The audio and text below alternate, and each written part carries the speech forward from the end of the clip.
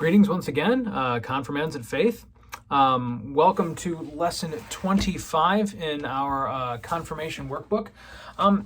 Today we come to what is really the central and most important passage in really the entirety of the Holy Scriptures, because it's at this event that we find the very core of our Christian confession, and that is the suffering and death of Jesus Christ. Now, this kind of seems like a no-brainer because, you guys have been worshiping, really all of you, pretty much your entire lives.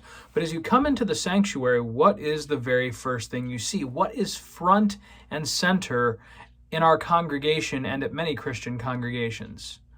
You're probably going to think of the cross, right? It's kind of hard to miss in our sanctuary, big and wooden and right in the middle of everything.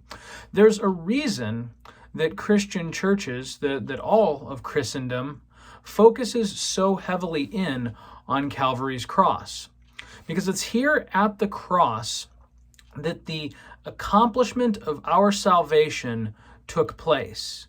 Now, certainly there was the victory and the glory of Easter Sunday as Jesus rose from the dead, as we're going to talk about next week. But on the cross, the suffering and the punishment for our sin was doled out entirely on the person of Jesus. So in other words, this was the curtain that separated us from God, right? That this was what kept us from being the holy, blameless people that He created us to be. The weight of our sin was more than we could bear, and so Christ took it on Himself, and He dealt with it in totality on the cross. In the Holy Scriptures, we read this called a once and for all sacrifice, and that is truly what it was.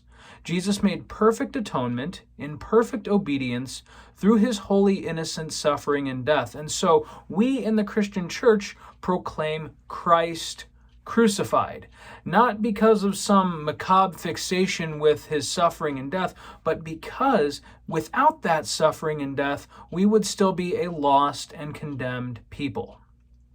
In your workbook for today, you're going to be looking at a couple of different gospel accounts. The main one that we're focusing in on comes from Matthew 27, but you're also invited to take a look at passages from Luke chapter 23, Mark chapter 15, and John chapter 19. As you do so, as you look at these words of Jesus from the cross, I want you to pay very special attention to who and what His words are focused on. Who are these words directed to, and who are they spoken on behalf of? Okay? I think what you're going to find as you read these is that none of Jesus's words are focused inward. He is not focused on Himself. Imagine for a moment if, God forbid, you were tortured and nailed to a cross. What would your focus be on? Your focus would probably be on your suffering. How unfair this is, how unjust this is, how inhumane this is, how brutal and painful and torturous this is. Because as human beings, we tend to reflect inward in moments of suffering. Why, God, is this happening to me? Yet in Jesus' suffering, He shares a kind word with the thief hanging next to Him on the cross. He takes care of His mother Mary by commending her to His apostle John.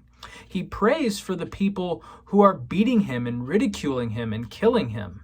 And at the last, He commends Himself to His Father, whose perfect will it was that He and not us endure this trial.